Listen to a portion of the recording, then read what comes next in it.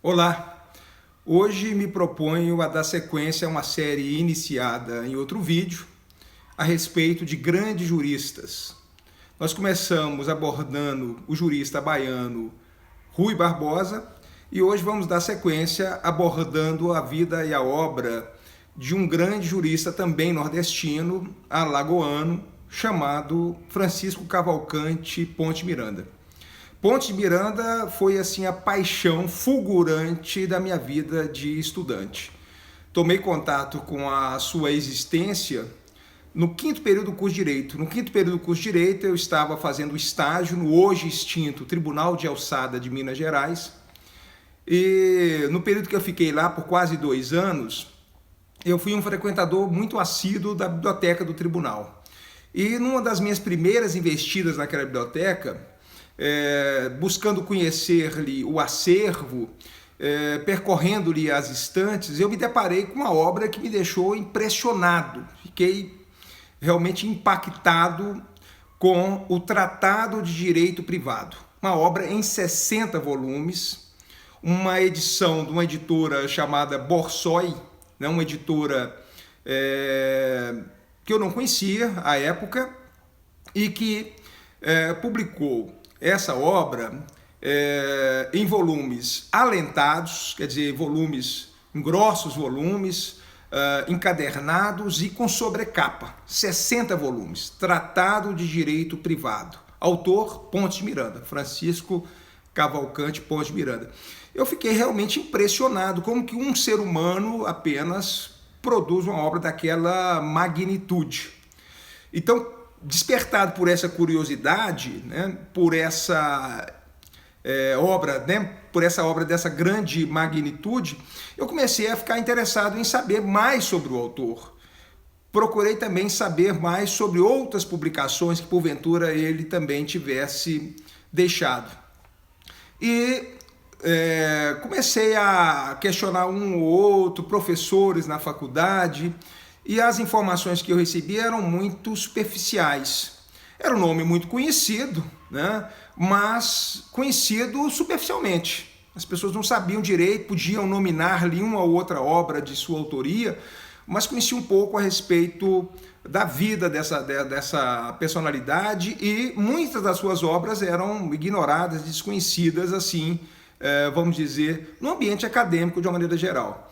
Então eu, com o intuito de ir mais a fundo, né, no conhecimento da vida e obra do Ponte Miranda, né, que se tornou uma verdadeira ideia fixa para mim, eu me dirigi à biblioteca da Faculdade de Direito da UFMG, da Universidade Federal de Minas Gerais.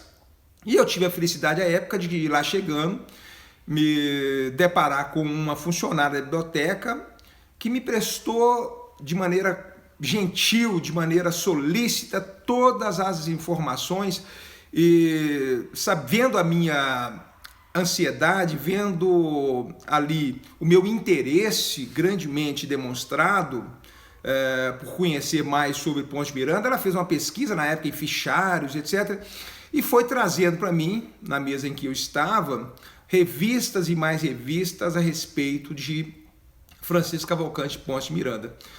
Livros propriamente não havia quase livros publicados, mas artigos de revista havia uma certa abundância deles. E eu então fui me lançando sofregamente à leitura daqueles textos e me deixando apaixonar cada vez mais por essa impressionante figura do direito. Então, na época, né, com parcos recursos de estagiário, eu fui fazendo ali uma série de cópias dos textos que a mim foram disponibilizados, que resultou num material que eu tenho até hoje, quer dizer, isso um material de quase 28 anos, né, que é uma... Eu fiz isso fui juntando todo esse material e mandei encadernar aqui numa capa simples de aspiral. Então tem aqui uma série de textos, né? E infelizmente muitos dos quais eu desconheço a referência bibliográfica, né? Ela tem lá o autor, etc., mas muitos dos textos não há indicativo ali da revista na qual foi publicado e eu inadvertidamente à época não fiz a anotação dessas referências bibliográficas, então muitos dos textos eu realmente não sei sequer onde foram publicados. O certo é que eu me lancei, como eu disse agora há pouco, sofregamente à leitura desses textos e fui ficando encantado, apaixonado, admirado, impactado realmente pela vida e pela obra do Francisco Cavalcante Ponte de Miranda. O Ponte de Miranda nasceu no dia 23 de abril de 1892 em Maceió, Alagoas, e veio a falecer na cidade do Rio de Janeiro aos 22 de dezembro de 1979. Né? Então, viveu aí 87 anos, morreu às vésperas de completar 88 anos, mas foi uma vida vivida intensamente, uma vida dedicada não só ao direito, mas a uma série de outros conhecimentos. Ele foi aquilo que Barques vai se referir a Demócrito e Aristóteles como as mentes mais enciclopédicas da humanidade. Sem dúvida nenhuma, Ponte de Miranda pode ser colocado ao lado desses nomes tão ilustres da história da filosofia, né, como alguém que era realmente detentor de uma cultura enciclopédica. E aqui a palavra enciclopédica deve ser entendida não no seu aspecto pejorativo, né? Muitas vezes a gente pensa num conhecimento enciclopédico como um conhecimento vasto, bastante elastecido, alargado, mas superficial. E com Ponte de Miranda é exatamente o contrário. Além dele conhecer os mais diferentes quadrantes do conhecimento humano, unindo as pontas do conhecimento científico e o conhecimento humanístico, ele conhecia cada área nas quais ele se aventurou, né, escrevendo, exatamente produzindo obras. Ele o fez com uma profundidade absolutamente incríveis. Ele conhecia profundamente matemática, o seu avô e o seu pai eram apaixonados pela matemática, inclusive na sua juventude, ali pelos 13, 14 anos, ele pensou em cursar matemática, inclusive da Inglaterra, mas a matemática então foi uma paixão que ele herdou do seu avô e do seu pai, que acompanharam Ponte de Miranda por toda a sua vida, mas ele conhecia profundamente química, física, biologia, e ele escreveu obras importantes no campo da sociologia, da filosofia. Ele foi poeta também, deixou uma produção de poeta, foi pintor, foi escultor, e além disso, no âmbito do direito propriamente, não se restringiu ao estudo de uma única área do direito, né? Não foi, vamos dizer, um produtor de obras em áreas compartimentadas do direito. Ele escreveu sobre textos que podem ser situados nas mais diferentes áreas do direito.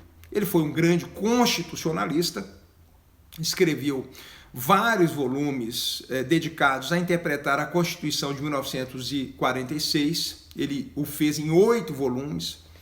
Ele também escreveu comentários à Constituição de 1967, com a emenda de 69, em 6 alentados volumes também. Ele foi um comentador do Código de Processo Civil de 1939, ele comentou esse código em 15 volumes. Ele foi comentador do Código de 73, o Código Buzaide, né, que foi revogado agora recentemente. Ele tem uma obra em 17 volumes comentando esse Código de Processo Civil. Ele escreveu na área do direito criminal, é o primeiro autor brasileiro e um dos primeiros autores no mundo a versar o tema do habeas corpus, né? Então tem uma obra dele publicada em 1916 sobre esse tema, né, do habeas corpus, ainda muito jovem. Ele publicou muitas obras no campo do direito de família, do direito comercial, né? Portanto, não encontrava, como eu disse, barreiras, não se deixava restringir por linhas limítrofes que separam cada área. Hoje nós falamos no civilista, o constitucionalista, o criminalista, né? O internacionalista e assim por diante. E ele, na verdade, conseguiu transitar por todas essas áreas, não só transitar, mas ele deixou produções extremamente importantes e significativas sobre cada uma dessas áreas. A sua obra reunida, a obra que ele escreveu, é uma verdadeira biblioteca, já forma por si mesma uma grande biblioteca. São mais de 200 volumes publicados, né, durante essa sua vida. E aí nós podemos pensar, mas foi uma pessoa então que dedicou a sua vida inteiramente aos estudos, abstraindo-se da vida mundana por completo? Não, pelo contrário. Ponte de Miranda foi casado, casou-se muito jovem ainda, casou-se com a sua primeira mulher aos 22 anos, com a qual teve 4 filhas, contraiu segundas núpcias, com a segunda mulher teve mais uma filha, quer dizer, foi pai de 5 filhas, toda a sua prole formada pelo sexo feminino. Foi campeão de natação, campeão de equitação, era um gourmet, apreciava demasiadamente a comida e conhecia muito bem. Deixou uma biblioteca também gigantesca. Na verdade, ele tinha 2 casas nas quais abrigava boa parte do seu acervo, uma no Rio de Janeiro e outra em Teresópolis. Então, a Biblioteca do Rui Barbosa ultrapassava a 70 mil volumes. O Rui Barbosa conhecia profundamente vários idiomas, foi um poliglota fantástico, idiomas que ele foi adquirindo conhecimento ainda na mais tenra idade, né? Então ele já sabia latim, grego, alemão, francês, italiano, espanhol, e em vários desses idiomas ele escreveu obras importantes, né? Ele verteu para o idioma alemão, italiano, francês, espanhol, várias das suas obras. Quer dizer, não são traduções, ele escreveu várias das suas obras nesses respectivos idiomas, né? Outra curiosidade importante da sua vida é a sua precocidade. Ele foi extremamente precoce. Ele ingressou na Faculdade de Direito do Recife para cursar Direito aos 14 anos. Aos 19 anos já era bacharel em Direito, né? Vai, portanto, iniciar a sua vida profissional ainda muito jovem, né? Então, é uma figura realmente espetacular. É impressionante como que o Brasil, né, um país que é tido como um país que, infelizmente, não tem apreço por sua memória, como que nós não enaltecemos, como nós não estudamos mais cotidianamente, como não podemos aí descobrir uma série de trabalhos a ele dedicados. A produção dedicada a Ponte de Miranda é, infelizmente, ínfima, né? Por incrível que pareça. Tendo morrido em 79, até hoje não demos a ele toda a atenção do que ele se faz merecedor. Vários autores, ao longo do tempo, foram chamando a atenção para esse aspecto, né? A necessidade de dedicar a obra e a vida de Ponte de Miranda a trabalhos de aprofundamento acadêmico e etc. Mas, como eu tinha mencionado num determinado momento, ele foi um profundo conhecedor daquilo que nós chamamos das ciências naturais, né? Da física, da química, da biologia. E não é só alguém que trava contato com essas disciplinas como um curioso, né? Como alguém que conhece superficialmente, que pode, em certa medida, travar algumas conversas superficiais. Não, ele fez contato, ele estabeleceu contato indo para muito além da superfície, exatamente mergulhando fundamente em cada uma dessas disciplinas. Basta dizer que ele foi amigo pessoal e com quem discutiu aspectos da sua mais importante teoria, que é a teoria da relatividade. Eu estou falando de Albert Einstein. Ele foi amigo pessoal do Einstein, com o qual trocou correspondência. Ele fez reparos à teoria da relatividade de Einstein. Olha que coisa incrível. E, inclusive, foi também amigo de aquele grande nome da mecânica quântica, o Max Planck, outro alemão, né? Que, inclusive, junto com Einstein, vendo a enorme desenvoltura que ele tinha com relação à física, Planck e Einstein o convidam para participar de um importante congresso de filosofia, né? Congresso Internacional de Filosofia, que aconteceu na cidade de Nápoles em 1925. E o Ponte Miranda compareceu a esse congresso escrevendo um ensaio sobre a representação do espaço. E nesse ensaio apresentado ali, é um ensaio que gozou de grande aceitação, foi aprovado naquele congresso e foi escrito inteiramente em alemão. Ponte Miranda fala que escreveu essa obra aqui na nossa cidade do interior de Minas, Poços de Caldas, num retiro que ele fez em Poços de Caldas. Ele escreveu esse artigo em alemão e o apresentou então nesse congresso em Nápoles, na Itália, em 1925.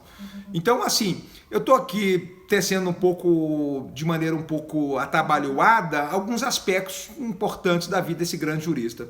Então eu vou seguir falando um pouco mais sobre Ponte Miranda no segundo bloco, no segundo vídeo, né? Até daqui a pouco, um abraço, obrigado.